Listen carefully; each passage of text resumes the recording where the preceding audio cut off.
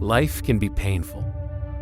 There's disappointment, hurts, discouragement, loss. People are looking for hope. And the truth is, you have something to offer. You carry with you the good news of Jesus Christ. And Jesus is the hope of the world. The church is not a building. It is the body of Christ, a community of believers who are dedicated to gathering together, lifting one another up, glorifying God, and making a kingdom difference. So who do you need to invite to church? Who needs to experience God's goodness? Reach out to them, because hope is here.